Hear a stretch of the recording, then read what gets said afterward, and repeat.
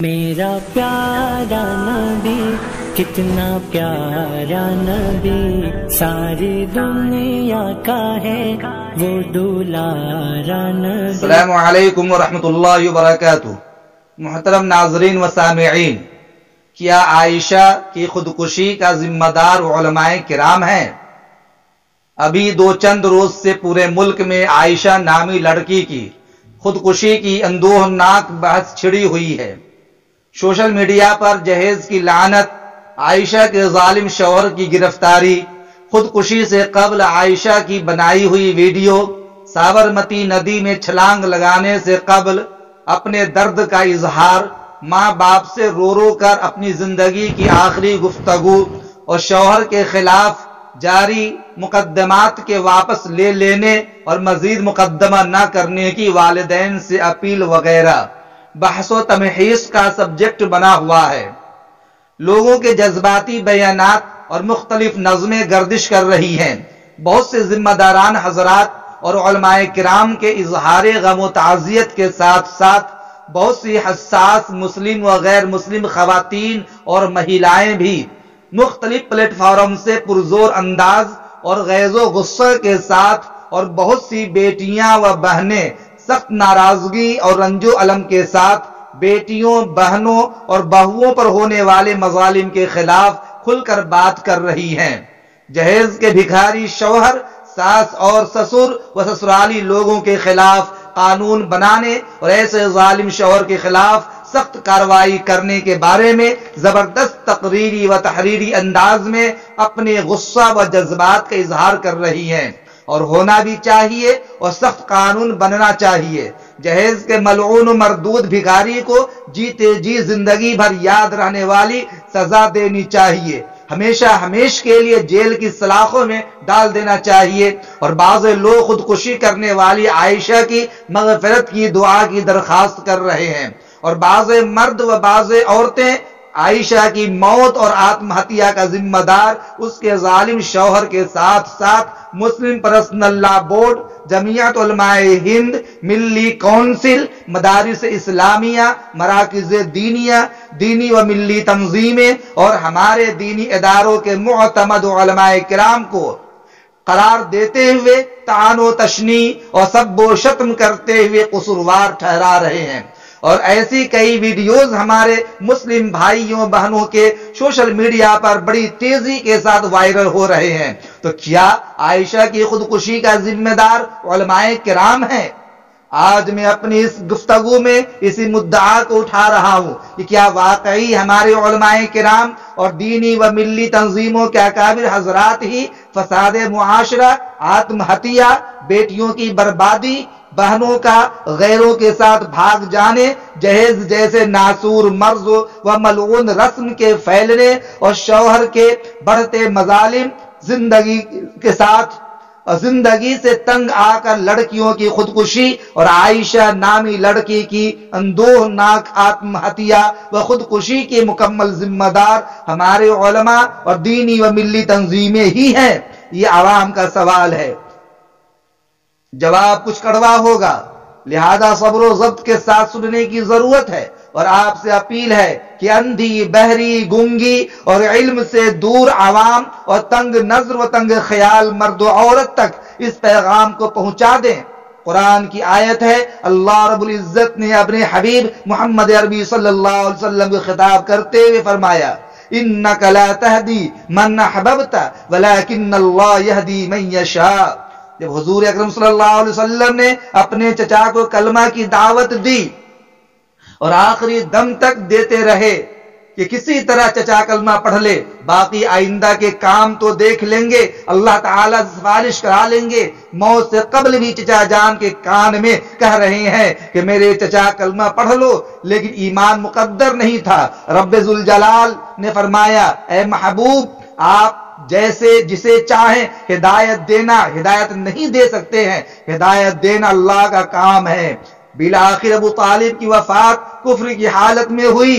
سامعین و ناظرین، آج नायबीन रसूल और वारिसान अंबिया, उलमाए किराम, मिल्लत इस्लामिया और उम्मत मुहम्मदिया की सलाह, सलामत ईमान और इस्लाम और फलाह और बहबूदी की फिक्र किए दीनी इदारों में, मिल्ली तंजीमों में, खानकाहों में, दरसगाहों में, मस्जिद के मिंबरों मेहराबों में, मुख्तलिफ शहर व गाँवों में, गली कूचों में शब रोज चक्कर काटते, फर्दन फर्दन मुलाकात करते, इस्लाह मुआशरा के इजलास करके लोगों की ईमानी हिफाजत की फिक्र लिए राह ज़लालत से हटाकर राह हिदायत पर लाने की कोशिश करते नजर आ रहे हैं। मसाइब व आलाम, हवादिसात व खतरात से बचाव की नीम शबी दुआएं करते दिखते हैं और इसका खातिर खा फायदा भी हो रहा है। हमारे उलमा कुर्बानियां पेश कर रहे हैं और उम्मत की हर फर्द की फिक्र कर रहे हैं, और हमारा ये हाल है कि हम बड़ी आसानी से अपने सर के ताज उलमाए किराम को गालियां देते हुए हर मामला में कसूरवार ठहरा देते हैं। जुबान और कलम इस्तेमाल करते हुए तानो तशनी और सब्बो शत्म कर देते हैं। लेकिन क्या हमने कभी अपने गिरिबान में झांक कर देखा? क्या हमने अपनी आलो औलाद को दीनी तालीम से बहरावर किया? खौफे खुदा, खुदा तरसी, तकवा वलिल्लाहियत, हुब्बुल्लाह व हुब्बुर रसूल, मरने के बाद की जिंदगी, जन्नत व जहन्नम और मकसद तख्लीक समझाया।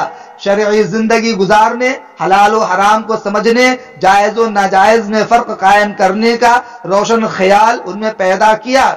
जब हमारे उलमा, हमारे औलिया, हमारे दीनी जिम्मेदारान हजरात मस्जिद के मिंबर और मेहराब से और जलसा के स्टेज से ये कहा कि अपनी औलाद की ईमानी, एतकादी और अमली फिक्र करो, जहन्नम की ईंधन बनने से बचाओ, मगरबी तहजीब और होशरुबा तालीम से दूर रखो, शरई लिबास पहनाओ, अंग्रेजी लिबास न पहनाओ, हिप्पी बाल मत रखो, हलाल खिलाओ, हराम से बचाओ, अंग्रेजों की पैरवी ना करो, नबी की पैरवी करो, शरीयत पे चलो, नाजायज ताल्लुकात से अलहदा करो, सूदी कारोबार बंद करो, शराब नोशी पर पाबंदियां लगाओ और दीन की तालीम और शिक्षा को आम करो और ये तालीम दिलाओ तो माल व दौलत के गुरूर में असरी व दुनियावी मगरबी तालीम व एजुकेशन की चमक दमक और नशा में डूब कर और ऐश परस्ती में मदहोश होकर उलमाए किराम को बुरा भला कह देते हैं, तानो तशनी कर देते हैं और ये कहते हुए झिझक भी नहीं होती है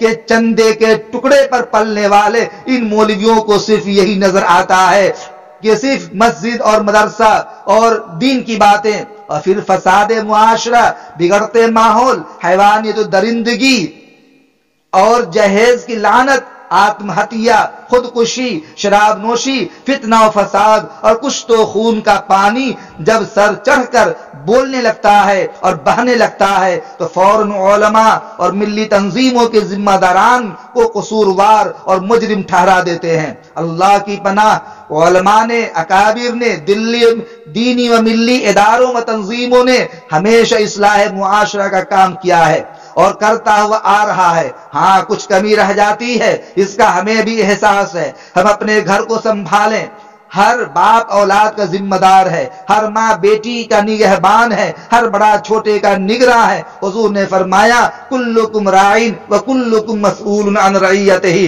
तुम में का हर शख्स अपने मातहतों के बारे में क़यामत के दिन मसऊल होगा, उससे पूछा जाएगा। उस वक्त बजाय तानो तशनी और बेजा इफ्तरा परदाजी के एक साथ मिलकर हम लोगों को आयशा के मुजरिम को सजा दिलवाने की जरूरत है, आयशा को इंसाफ दिलवाने की जरूरत है, मुल्क से जहेज की लानत खत्म करने की जरूरत है। इस नासूर मर्ज और मलऊन रस्म को खत्म करके ही हम सबको दम लेना चाहिए। हर आदमी इस बेड़ा को उठाए, उलमा की आवाज से आवाज मिलाकर इस्लाह माशरा का काम करें, बेटियों बहनों के हुकूक दिलवाएं, सादे अंदाज में शादी ब्याह को वजूद में लाएं, जिस शादी में बैंड बाजे, नाच गाना, डीजे बजे, आतिशबाजी हो, खवातीन बेपर्दा होकर ज़र्क़ो बर्क़ लिबास में मुज़य्यन होकर शिरकत करें तो हम खुलकर बाइकाट करें।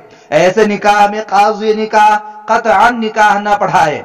हम उलमाए किराम को चाहिए कि ऐसे बेजा इसराफ जिस शादी के अंदर हो, फजूल खर्ची हो, उसमें क़त्अन शरीक न हो। जहेज के भिखारी को जेल की सलाखों में भेजने की कोशिश करें। जिस घर में बहुओं पर जुल्म हो उस ससुराली खानदान को सख्त सबक सिखाने की कोशिश करें। इस इत्तेहाद से हमारा मुआशरा रोशन होगा, बेटियां बचेंगी,